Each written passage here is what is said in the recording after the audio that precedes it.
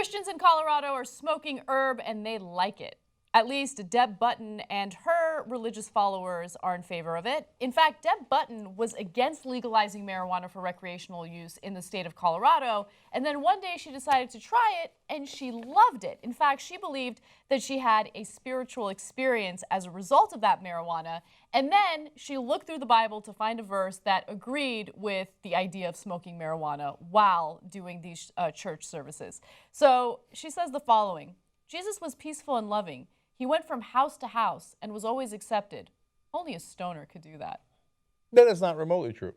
A lot of people could do that. You should obviously want a reason or an excuse to smoke pot. Have at it, Hoss, but that's pretty weak sauce. Here's what I want you guys to take away from this story. Oftentimes we talk about different interpretations of the same religious doctrine, right? So unfortunately, when that conversation comes up, it's because some crazy fundamentalist did something to kill people, okay? But in this case, it's a fun story, and it shows you just how the exact same religious doctrine can be utilized for someone's convenience, and that's what's happening here. Woman likes to smoke weed. Nothing wrong with that. You don't have to pretend like Jesus was a stoner. Okay, let me give you more details.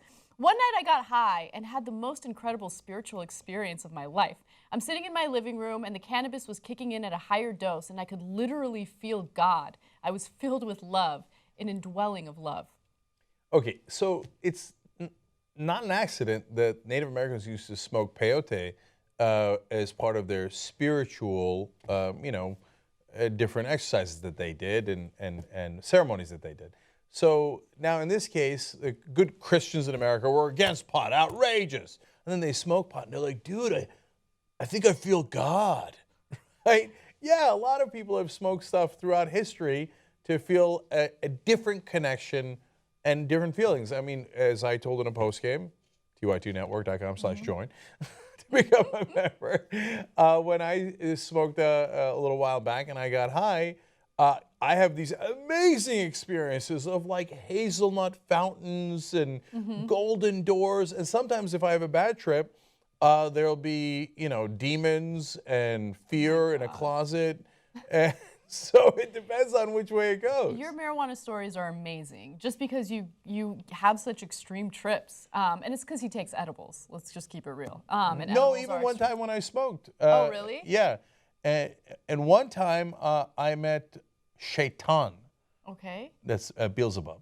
Oh. No, I'm kidding. I didn't mean anybody. For me, I'm not religious, so I don't feel it that way, but I feel it in other ways. But if you're prone to thinking in religious terms, when you had that outer body experience, right, then you'd be like, oh my God, I feel like I'm in heaven.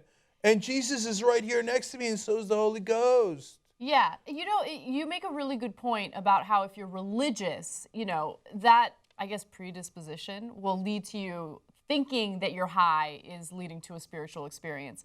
The only time I felt anything close to that was on shrooms, right? And I didn't think of Jesus or God or religion, but I did have this weird awakening where I had like a better understanding of who I am as a person, the things that I need to do in my life, the things that I've been neglecting in my life, the people I've been neglecting in my life, what can I do to make it better? It's a really interesting experience. So there are huge positives in terms of self-awareness when it comes to taking certain drugs. So obviously do your research and don't just take our advice and take things unless you know what you're getting yourself into. But I love this woman because she's like, no, I'm a conservative. I hate marijuana. We can't legalize it. And I don't know what led to her trying it, but she tries it once and then she's sold. Well, it's ironic because conservatives made the argument that, hey, if you legalize it, people will try it. Right. And it turns out they legalized it in Colorado, and she was the first to try it. Yeah. Right? Or among the first. And then she starts, all of a sudden, she's like Cypress Hill, quoting the Bible, saying, hey, God gave us the herbs and the plants of the world to do as we liked.